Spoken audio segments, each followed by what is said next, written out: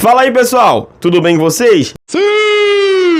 Lançou o capítulo mais recente de Tengoku Daimyo. Não, calma. Não é o capítulo 77, porque ainda tá em inglês, mas o capítulo 71, beleza? Como vocês sabem, tá lançando todo domingo a análise desse mangá. E o vídeo de hoje, a gente vai trazer pra vocês sobre a Miruka, né? Que é revelado que ela não é necessariamente uma...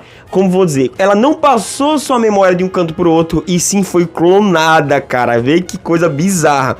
E por final, a gente tem que o Maru, ele possa ser a salvação, né, contra essas criaturas Hirukos, beleza? Isso ela descobre por causa da Mena. Tudo isso nesse vídeo, prepara um lanche e vamos pra análise de Tengoku Daimyo. Vamos lá, né? O que é que tá acontecendo no capítulo anterior? A gente teve a Miruka, né? Ou melhor, a diretora Shino.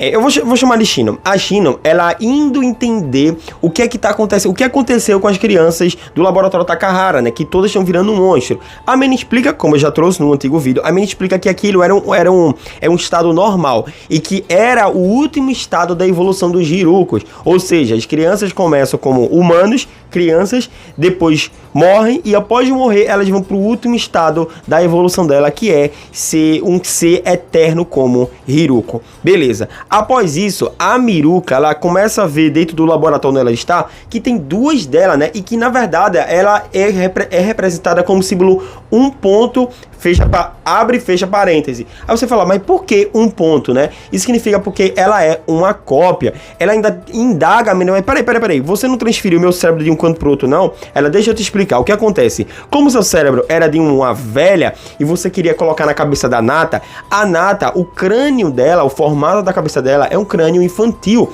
Ou seja, não tinha como colocar um cérebro de um velho no cérebro da Nata. Não tinha como. A gente ainda pensou em tirar o seu cérebro, né, cortar o meio com uma parte do seu cérebro e ter colocado dentro da cabeça da Nata, só que isso ia ter sequelas. O doutor ainda pensou, será que a gente vai dar certo? Aí a Mena pegou e sugeriu, não, acho que não é melhor isso não. Que tal fazer o seguinte, que tal a gente clonar um novo cérebro com silicone, né, um material, e a gente só transfere a memória, a informação de um canto pro outro, ou seja, a gente cria uma cópia das memórias da diretora Shino, né, e deixa o cérebro original nesse estabelecimento aí, nesse recipiente. E é isso que elas fazem, pessoal. Vê que coisa bizarra. Ou seja, a Miruka que a gente tá vendo de fato não é a verdadeira diretora Shino, e sim uma cópia dela. Ou seja, tudo que ela tá vivendo, na verdade, ela tá vivendo a partir de uma, como eu vou dizer, de uma clonagem que foi feita naquele dia, ou seja, não é contínuo. Surreal isso, bizarro. Ainda faz a indagação, mas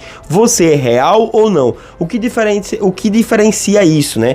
Porque você é um clone só porque foi clonado, mas tudo que você viveu é as suas memórias que representam quem você é, ou é só a sua consciência dizer, não, eu sou uma cópia, logo eu não existo, eu sou parte de outro ser? Enfim, fica com esse questionamento aí. Só que a Mena, ela pega e fica meio que tipo dizendo, olha, tu é uma cópia, é só tu aceitar. Enquanto isso, a Miruka, ela fica pé da vida e fala, não tem como, eu vou ter que destruir essa Mena. E ela vai lá no recipiente, né, o estabelecimento local, onde tá realmente a mãe Mena, né, a base mãe, só que ela tá coberta por um casulo. O mesmo casulo, muito similar à habilidade da Tóquio. Lembra que ela tem uma habilidade de autoproteção, de autodefesa? Enfim, ela tenta tirar, a diretora Shino tenta tirar, pessoal, várias vezes para tentar destruir e entrar lá dentro e destruir a Mena e recriar novamente uma nova base de dados, só que ela não consegue porque a Mena está realmente muito protegida. Aí o que ela pensa, vamos lá, não tem muito o que fazer, eu vou investigar o laboratório Takahara. Essa investigação é que tem um momento mais foda desse capítulo. O que acontece? A diretora Shino, ela encontra uma carta de um cientista, né, que fazia parte da sua equipe. Enfim, nessa carta é praticamente um calendário não, um diário dele. Ele tá falando tudo que viveu, tudo que aconteceu, terremoto, se suma, ele vai contando tudo. E ele fala que existiam algumas crianças que não foram para fora, né, quando o exército invadiu o laboratório Takahara, que essas crianças são a Tóquio, o Kona, que é o marido dela, o namorado dela, o Yamato, que é a diretora-chefe. Quem é Yamato? Aí tem o Yamato, tem a Michika, a Kuku, né, e a Noa. Então sobraram essas crianças, junto com outro professor, né, a gente sabe aquele diretor, enfim, então sobraram algumas pessoas dentro do laboratório Takahara. só sabe disso.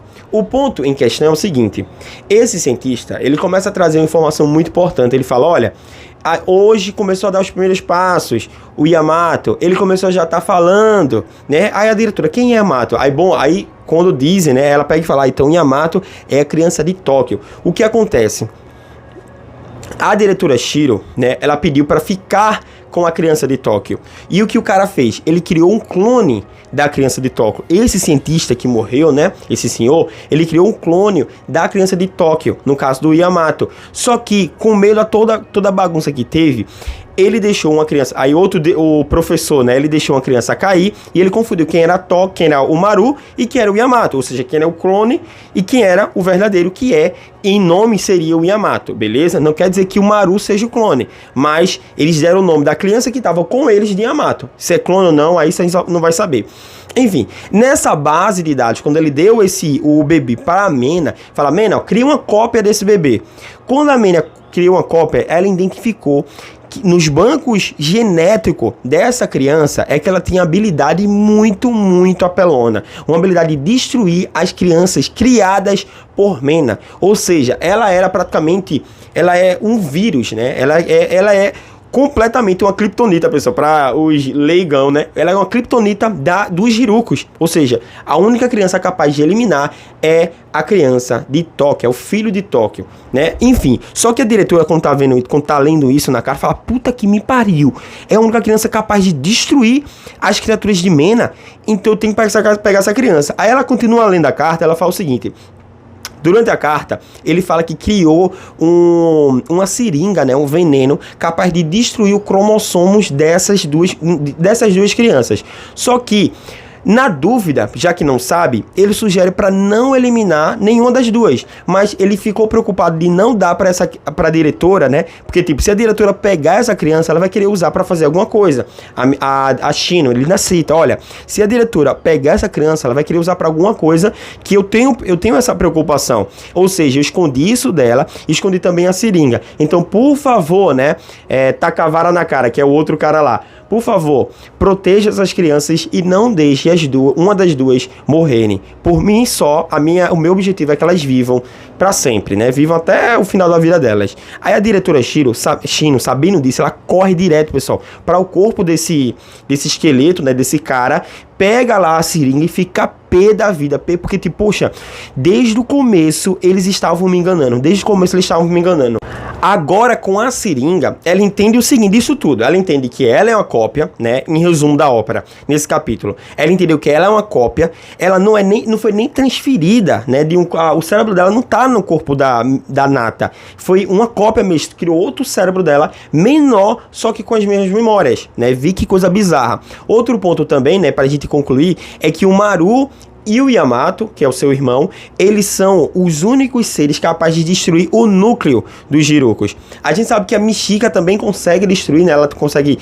eliminar, cortar os caras, tocar os Arai, só que eu não sei se ela destrói o núcleo, eu acredito que não, né? Eu acredito que ela até o momento não foi mostrada ela destruindo o núcleo de um Hiruka, ela consegue cortar, partir ao meio, né? Então ela até elimina o Tanaka, né? Ela acaba eliminando o carinha lá, o outro Hiruko, só que depois ele vira uma criatura, enfim. Então o Maru e o Yamato é o único ser da obra capaz de destruir o núcleo dos Hirukos. E tendo isso como informação e a seringa, a minha questão é, porra, por que ela pegou a seringa? Porque a seringa é altamente para destruir o clone. Então por que ela vai deixar? É porque ela vai destruir o ser que é capaz de destruir o que ela quer destruir. Sabe, não faz muito sentido, não tô entendendo muito o objetivo em que a diretora Shino, né, ela quer fazer com tudo isso. Enfim, e assim termina o capítulo, né, essa imagem agora, pessoal, vocês estão vendo, é uma imagem meramente ilustrativa e imaginativa. Figurativamente falando, tá? Como assim? Mostra a diretora Shino abrindo o portão, e esse portão é o portão do paraíso. E no paraíso, onde a Mena criou, tem cheio de criaturas Hirukos. Ou seja, ela fala, esse é o momento, né? Ela pega e tá continuando abrindo assim, ela fala, esse é o momento, abrir uma porta para eu conseguir destruir de fato a Mena e criar o meu paraíso. Ou seja, ela não concorda com que o paraíso paraíso do novo mundo seja os Jirucos. Ela quer que sejam crianças, né, que não tenham preconceitos, não tenham desigualdade, que sejam inteligentes, que não tenham gênero, enfim, ela quer esse tipo de criança, esse tipo de ser, e não seres que no final da sua vida virem uma criatura que vai acabar com toda a humanidade, sabe? Então, é assim que termina o capítulo, com a diretora com a seringa na mão, sabendo que tem 2 crianças vivas. O amigo dela fala: olha, diretora, tem aqui no vilarejo, lá e perto de Osaka, eu deixei uma criança lá. Não sei se essa criança é o clone, né? O Maru. Porque a gente sabe que o Yamato tá com a Tóquio e o Kona. Mas a outra criança que eu deixei não sabe onde tá, na verdade. Eu só sei que está em Osaka. Aí ela, beleza, então a gente vai pra lá agora, em Osaka. Então os próximos capítulos de Tengoku Daimakyo, quando contar a história da diretora Shino, vai ser em busca do Maru. Beleza, pessoal? Então esse foi o vídeo de Tengoku Daimakyo. Lembrando, todo domingo vou tentar trazer com muita fidelidade aqui com vocês, para não pecar nesse mangá, tá? Já tem atualmente 77 capítulos lançados. Os 3 últimos, ou 75, 76, 77, estão em inglês ainda. Então eu tô trazendo todos em PTBR, depois eu começo a trazer a tradução para vocês. Fechou? É isso, muito obrigado. Já deixa aí embaixo se vocês querem mais vídeo de Tengoku Daimakyo. Não sai sem comentar, cara. A comunidade Tengoku Daimakyo é muito fiel. Então, comenta aí embaixo. Cara, ainda bem, tu é o único canal que tá trazendo Tengoku Daimakyo. Continua. Deixa aí embaixo que já me apoia no meu trabalho. E se inscreve no canal. Assiste esse também.